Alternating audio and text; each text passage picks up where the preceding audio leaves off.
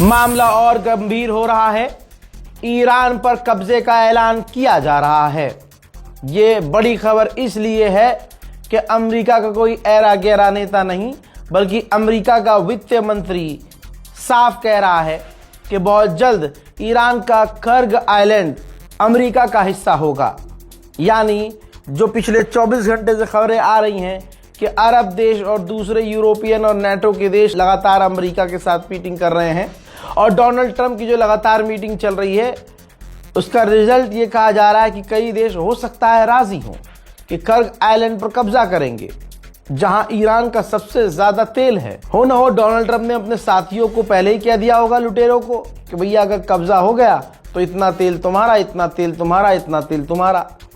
तभी तो ईरान के कर्ग आइलैंड पर कब्जा करने का ऐलान कर दिया गया है। उधर उस व्यक्ति ने, अमेरिका के वित्त मंत्री ने ऐलान कर दिया है नेशनल टीवी पर खड़े होके कि कुछ समय में ईरान के ऊपर से, ईरान के तेल के ऊपर से हम पाबंदी हटाएंगे जो तेल अभी रास्ते में है। अभी फिलहाल ईरान जो तो है ब्लैक में या जैसे तैसे अपने एक दो दोस्तों को ही वो तेल दे रहा है क्योंकि पाबंदियां इतनी ज्यादा हैं।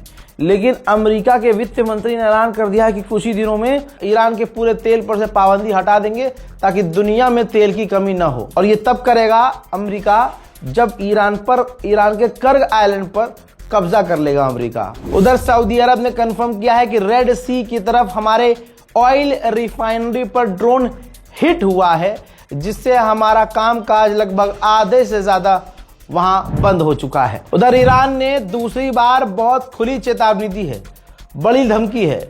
ईरान ने कहा है कि अगर दोबारा से हमारे किसी फैसिलिटी पर, गैस फील्ड पर हमला हुआ तो पूरे इलाके की हम फैसिलिटी और ऑयल फील्ड पर हमला करके सब कुछ तहस नहस कर देंगे। ब्रिटेन के अखबार ने जो लिखा है यही बात पिछले कई हफ्तों से मैं कह रहा हूं। देख लीजिए, ब्रिटेन के अखबार ने लिखा है कि तेहरान का चेहरा जख्मों से भर चुका है। तेहरान जख्म पर जख्म खा चुका है, लेकिन वो अभी भी लड़ रहा है। यूएन के चीफ ने कहा कि अमेरिका, इजराइल ईरान पर हमला बंद कर दें और ईरान पड़ोस के देशों पर हमला करना बंद करे। हजरात, ईरान में लगातार शहादत पे शहादत हो रही है, लोग मारे जा रहे हैं। जरा मंजर देख लीजिए, जनाजा निकल रहा है। अभी तो ईरान ने सबके नाम भी नहीं खोले हैं, जितने लोग मारे जा रहे हैं, जितने लोग शहीद हो रहे हैं। ईरान का इतना नुकसान शायद ही कभी हुआ जितना अभी हो रहा है। लेकिन सलाम हो इन शहीदों पर और सलाम हो ईरान के अवाम की हिम्मत पर कि अपनों को अपनी आंखों के आगे देख रहे हैं जाता हुआ, शहीद होता हुआ। लेकिन मजाल है कि ईरान की जनता टूट रही हो।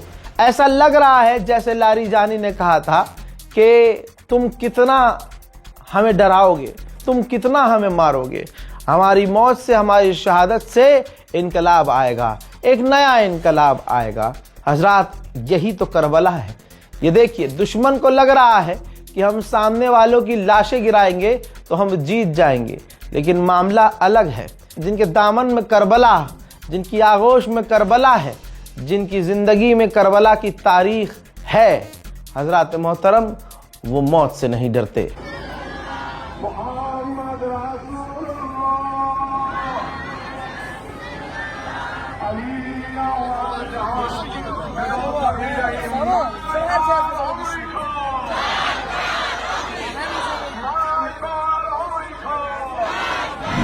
UK, France, Germany, Italy, Netherland और जापान ने साथ में स्टेटमेंट दिया है कि स्ट्रेट ऑफ हॉर्मूज को जल्द से जल्द खुलवाया जाए। उधर ईरान ने जारी की है फोटो जिसमें देखा जा रहा है कि इजराइल के एक ड्रोन को ईरान ने मार गिराया है। ब्रिटेन का दोगलापन और दुनिया का दोगलापन आप समझ सकते हैं। जैसे ब्रिटेन के प्रधानमंत्री ने, जो ईरान ने कतर के फील्ड को उड़ाया है, ऑयल फील्ड को, उसकी निंदा की है। लेकिन इस आदमी ने, ब्रिटेन के प्रधानमंत्री ने ईरान पर जो पहले हमला हुआ, उसकी जो गैस फील्ड उड़ाई, उस पर हमले पर निंदा नहीं की है। यही दुनिया है, सारी दुनिया ईरान की आलोचना कर रही है कि ईरान ने कतर की गैस फील्ड को उड़ा दिया, ऑयल फील्ड को उड़ा दिया। लेकिन कोई ये नहीं कह रहा है कि पहले ईरान की जो गैस फील्ड उड़ाई है उसकी हम निंदा करते हैं। कोई नहीं कर रहा भाई। ये जंग भी अमेरिका ने शुरू की है। खुद अमेरिका की गवर्नमेंट के ऑफिशियल, डोनाल्ड ट्रंप के ऑफिशियल कह रहे हैं, ब्रिटेन के ऑफिशियल कह चुके हैं, स्टेटमेंट आ चुका है कि लारीजानी ईरान की तरफ से बात कर रहे थे और बहुत बढ़िया बात चल रही थी। ईरान यूरेनियम पर भी बात कर रहा था, ईरान डील के लिए राजी था, लेकिन अमेरिका ने बमबारी शुरू कर दी और लारीजानी को मार दिया। उधर ईरान की इंटेलिजेंस ने 97 लोगों को गिरफ्तार किया है इस 2-3 दिन के अंदर ही, जो अमेरिका और इजराइल के लिए ईरान में रहकर काम कर रहे थे। खबर यह आ रही है कि होर्मुज के इलाके के बाहर बहुत सारे टैंकर खड़े हुए हैं और ईरान से परमिशन मांग रहे हैं दाखिल होने के लिए। उधर ईरान की पार्लियामेंट प्लान कर रही है कि होर्मुज में जो भी जहाज जाए उससे 10% टैक्स वसूला जाए। उधर दोस्तों ब्रिटेन में हाहाकार है।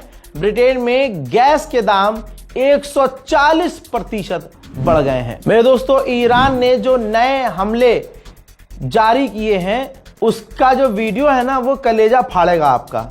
जब ईरान ने इस बार IRGC ने लॉन्च किया हमला तो चीख चीख कर कह रहे हैं कि हम अपने मुल्क के लिए सब कुछ कुर्बान कर रहे हैं। جون میذارم برا کشورم من رگ و خونم ایرانیه این که میبینی چند بچه نیست نسل قاسم سلیمانیه این که میبینی چند بچه نیست संभलिए, स्क्रीन पर देखिए और अब मैं आपको उस इंसान से मिलवाने वाला हूं, वो इंसान दिखाने वाला हूं जिस इंसान ने अली लारीजानी की जगह ली है, जो अली लारीजानी, शहीद अली लारीजानी की जगह आए हैं। पहचानिए, कोई ऐरा गैरा नत्थु खैरा नहीं आया है। ध्यान से देखिए, ये है पूर्व ईरान के वाइस प्रेसिडेंट। 2004 और 9 तक ये वाइस प्रेसिडेंट ईरान के रह चुके हैं और यही आदमी डिफेंस मिनिस्टर 2013 से 17 तक ईरान के थे। नाम याद रखिएगा, नाम है इनका जनाबे हुसैन दहकान। हुसैन दहकान, जी हां, बहुत रिच फैमिली से हैं, स्ट्रॉन्ग बैकग्राउंड है, मिलिट्री में रह, ऑब्वियसली भाई डिफेंस मिनिस्टर रह चुके हैं। तो दोस्तों, अमेरिका और इजराइल के प्लान लगातार चौपट हो रहे हैं। अमेरिका के न्यूज़पेपर और भाई वहां के पत्रकारों को सलाम है। उफ, धमकियों के बावजूद क्या फाड़ रहे हैं भाई साहब। ऑपरेशन ब्लाइंड फ्यूरी, यानी ऑपरेशन अंधाधुन, मतलब जिसमें दिखाया गया है कि ट्रंप के मुंह पर फौज का हेलमेट है और आंखें बंद हैं, अंधा लड़ रहा है ट्रंप, कोई प्लान नहीं। एक जो खास चीज ईरान बता रहा है और वो डे 1 से हम दिखा रहे हैं। तस्वीर ईरान ने जारी की है और सुनिए, ईरान ने फिर कहा है कि हिस्टोरिकल प्लेसेस को निशाना बना रहा है अमेरिका। जी हां, जो 1400 साल पुरानी चीजें हैं, जगहें हैं, जो बहुत पुरानी इमारतें हैं, जिसे ईरान ने बड़ा संभाल के रखा था, इजराइल और अमेरिका ने जानबूझकर उन बिल्डिंग्स को निशाना बनाया और सब कुछ तहस नहस किया। फ्रांस के राष्ट्रपति इमैनुअल मैक्रोन ने नाम किसी का नहीं लिया। उन्होंने कहा कि ये जो जनता, आम लोगों के लिए जरूरी चीजें हैं, ऑयल, गैस, तेल, ये सब चीजें हैं, क्रूड ऑयल, इन सब पे जो हमला हो रहा है ये खतरनाक है, बहुत गलत है। नाम किसी का नहीं लिया। उधर ईरान के चैनल्स लगातार दिखा रहे हैं, उन्हीं के सोर्स से आपके सामने ये खबर है कि कर्ग आइलैंड, जहां कर्ग आइलैंड पर मौजूद है, और ये ईरान का टीवी बता रहा है कि कर्ग आइलैंड पर सब कुछ अल्हम्दुलिल्लाह सही और सालिम है। अब सुनिए ईरान के विदेश मंत्री की बात और शेयर कीजिए इस अपडेट को। भाई, ईरान के विदेश मंत्री ने कहा कि ये जो हमने हमारी गैस फील्ड पर नुकसान होने के बाद हमने पलटवार किया था ना, ये हमारी बहुत थोड़ी सी ताकत थी, थोड़ी सी, जो हमने जानबूझकर थोड़ी ही ताकत लगाई थी, क्योंकि हम डी एस्केलेशन की रेस्पेक्ट करते हैं। और याद रखना, अगर जंग खत्म होनी है तो आम जगह पर आम लोगों की जगह पर और हमारी ऑयल फैसिलिटी, गैस फील्ड पर हमला नहीं होना चाहिए, वरना हम सब कुछ भुला देंगे और फिर अपनी पूरी ताकत का इस्तेमाल करेंगे। ये कंफर्म है, मैं डे 1 से दिखा, बता और समझा रहा हूं। देख लीजिए, अब छप चुका है, अनाडोलू का अपडेट है और तमाम यूरोप में ये बात सामने आ चुकी है। इस 19 दिन की जंग में ईरान ने तीसरे और चौथे दिन ही अमेरिका के 12 अमेरिका और अमेरिका के साथी टोटल, यानी अमेरिका का कोई दोस्त हो, साथी हो, उन सब ने मिला के जो अपने पूरे मिडिल ईस्ट में हथियार तैनात किए थे, साइट बनाई थी भाई, 12 साइट को और रडार को ईरान ने अपने दम पर अकेले तबाह कर दिया, बिल्कुल डैमेज, डिस्ट्रॉय।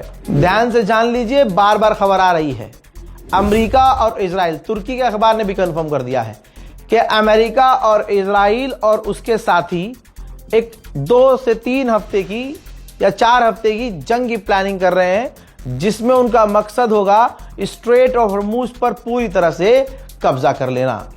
आने वाला समय ईरान के लिए मुश्किल भरा है, फितना फसाद से बच के रहिएगा। आप खुद देखेंगे कि मुसलमान खुद मुसलमान की बुराई कर रहा होगा। आप खुद अगर शिया हैं, शिया, तो आप देखेंगे एक शिया की बुराई करने लगेगा। आप अगर सुन्नी हैं तो देखिएगा अहले सुन्नत की कोई ना कोई गिबत कर रहा होगा। आप ये देखेंगे इस जंग के नाम पर शिया सुन्नी आपस में लड़ेंगे, और कोशिश कौन कर रहा है? नेतन्याहू बहुत पहले ऐलान कर चुका है। शिया समुदाय में भी ऐसे बहुत लोग हैं जिनका लिंक आलिम दीन से नहीं है, वो किसी की तकलीद नहीं करते, वो तकलीद के खिलाफ, वो खामनाई के खिलाफ, वो रहबर के खिलाफ, ऐसे लोग भी हैं। मुझे तो परसों पता चला कि भाई यहां ऐसे भी लोग हैं, समझ रहे हो। अचानक से वो रहबर वाले बन गए, अचानक से वो खामनाई के हमदर्द बने हुए हैं और हमदर्दी का चोला ओढ़ के अपनी ही कौम के लोगों को टारगेट कर रहे हैं। याद रखिएगा, ऐसे ही हम अहले सुन्नत हजरात में बहुत सारे ऐसे लोग हैं जो फितना फैला रहे हैं, लेकिन आपको फितने से दूर रहना है। बोल रहे हैं, बोलते रहे, क्योंकि हम जाके अगर उनसे लड़ने लगे तो भाई ये तो उनकी जीत है। वो यही चाहते हैं कि आप उनसे लड़ें। अब एक नया ट्रेंड ये चल रहा है भाई, अल्लाह ने इतनी इज्जत दी है, अल्हम्दुलिल्लाह। आप लोगों ने इस काबिल बनाया है कि रजाग्राफी का नाम लेके कुछ भी बोल दो, वीडियो वायरल है। जो कभी गोदी मीडिया पे सरकार के खिलाफ बोलने में जिनके चूतड़ों में दम नहीं है, वो रजाग्राफी पर बोल के सोच रहे हैं व्यूज कमा लेंगे। अब समझ रहे हैं, और कौम के बीच फितना पैदा कर रहे हैं। फितना, जो वीडियो पूरी नहीं देखा आज तक हमारी, समझिए बोल कौन रहा है, जिसने अपने मुंह से बोल रहे हैं कि भाई हमने तो रजाग्राफी की आज तक वीडियो नहीं देखी, लेकिन हमारे पास ये छोटी सी वीडियो आई थी, इसमें ये बोल रहा है। ना आगे का कुछ पता, ना पीछे का कुछ पता, पूरी वीडियो देखी नहीं, पूरा स्टेटमेंट सुना नहीं। तो ऐसे फितनों से बच के रहिएगा, बिल्कुल कह रहा हूं, साफ कह रहा हूं, फितने से बच के रहिएगा। कौम में तफरका पैदा करना और किसी और के नाम से, समझ रहे हैं, किसी और के नाम से फेम हासिल करना, इन फितनेबाजों का हमेशा से ये काम रहा है। हजरात मोहतरम, हर हाल में देखिएगा, मैं सिर्फ मेरी बात नहीं कर रहा हूं, कोई भी इंसान किसी को लेकर समाज में फितना फैला रहा हो, लड़ाई और माहौल खराब करने की कोशिश कर रहा हो, किसी के खिलाफ प्रोपेगेंडा चला रहा हो, दूर रहिएगा। किसी के ट्रैप में मत फंसिएगा, अपने काम पर ध्यान दीजिए, ईरान के लिए दुआ कीजिए, ईरान के साथ जो हो रहा है उस पर नजर रखिए। फिलहाल के लिए इस रिपोर्ट में इतना ही। जय हिंद।